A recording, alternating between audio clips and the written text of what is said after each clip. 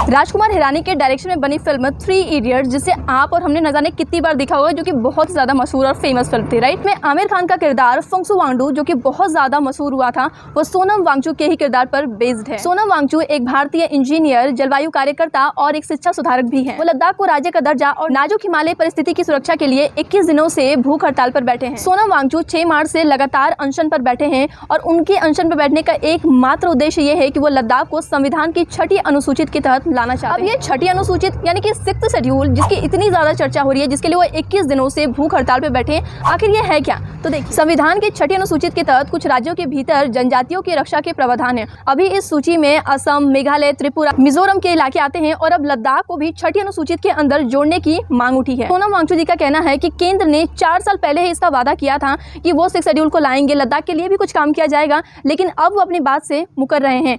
इसीलिए सोनम वांगचुक जी अपना 0 डिग्री के तापमान में अपना जलवायु उपवास यानी कि क्लाइमेट फास्ट कर रहे हैं, वो भी सिर्फ पानी और नमक के सहारे। 2019 में जम्मू और कश्मीर से धारा 370 हटाते ही वहाँ के दोनों ही राज्यों से संवैधानिक पावर खत्म हो गए थे और उन्हें पूर्ण राज्य का दर्जा मिल गया था, लेकिन लद्दाख को केंद्र शासित प्रदेश यानी कि यूटी में कन्वर्ट कर दिया गया था। सोनम वांगचुक जी का कहना है कि केंद्र शासित राज्य होने के कारण इसकी सत्ता का केंद्र दिल्ली से है, यानी कि सेंट्रल गवर्नमेंट का अधिकार होगा और इस वजह से वहाँ पे इंडस्ट्रीज आकर पर्यावरण के साथ छेड़छाड़ कर सकती है। वहाँ के लोगों पे भी ध्यान नहीं दिया जाएगा, वहाँ के कल्चर, वहाँ के लैंग्वेज शायद धीरे धीरे करके खत्म हो जाएगी। इसलिए सोनम वांगचुक जी पूर्ण राज्य की बात करते हैं लद्दाख के लिए। सोनम वांगचुक जी की मांग है कि लद्दाख को पूर्ण राज्य और वहाँ के लोगों के लिए नौकरी में आरक्षण, लेह और कारगिल के लिए एक संसदीय सीट और संविधान की 6ठी अनुसूचित को लागू करना। अब देखिए, नियम तो ये है कि जहाँ पे 50% भी अगर ट्राइबल कम्युनिटीज रहती है तो उनकी रक्षा के लिए हमारे कॉन्स्टिट्यूशन में ये नियम है कि वहाँ पे उसे 6th शेड्यूल के अंदर रखा जाता है, ये सुरक्षा प्रदान की जाती है।